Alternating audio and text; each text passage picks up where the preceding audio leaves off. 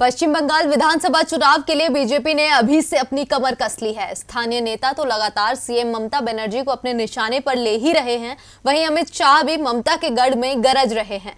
आज उन्होंने कोलकाता पहुंचकर सत्तारूढ़ पार्टी को जमकर खरी खोटी सुनाई, साथ ही बीजेपी की जीत के लिए जनता का साथ भी मांगा।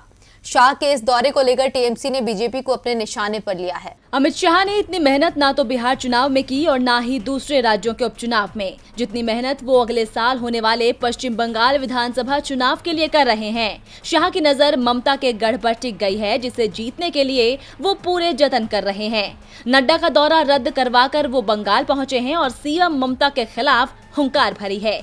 केंद्रीय गृह मंत्री अमित शाह ने ममता बनर्जी को निशाने पर लेते हुए कहा कि ममता सरकार का अंत करीब आ गया है। उन्होंने बंगाल के लोगों से अपील की कि बीजेपी को एक मौका दीजिए। हम आने वाले दिनों में यहां पर सोनार बांग्ला की रचना करने के लिए पीएम नरेंद्र मोदी के नेतृत्व में भरकस प्रयास करेंगे।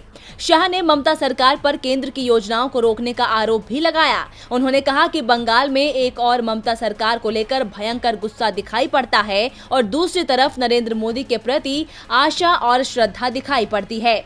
बंगाल में केंद्र सरकार की तरफ से भेजा गया पैसा बंगाल के लोगों तक नहीं पहुंच पा रहा है।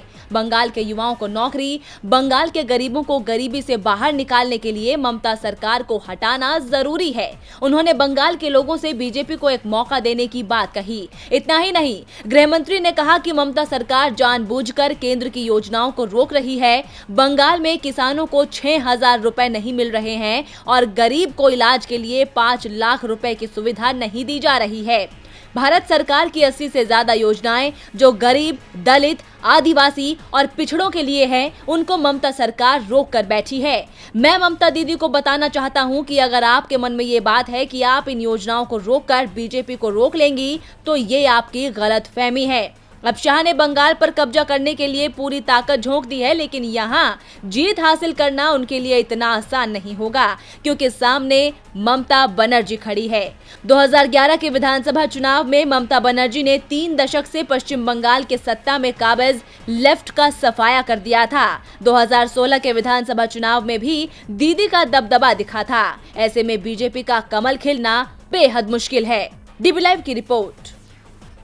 हमारे चैनल से जुड़े रहने के लिए YouTube पर टाइप करें DB लाइव, सब्सक्राइब बटन को क्लिक करें और बेल आइकन को दबाना न भूलें, ताकि खबरें आप तक पहुंचती रहें।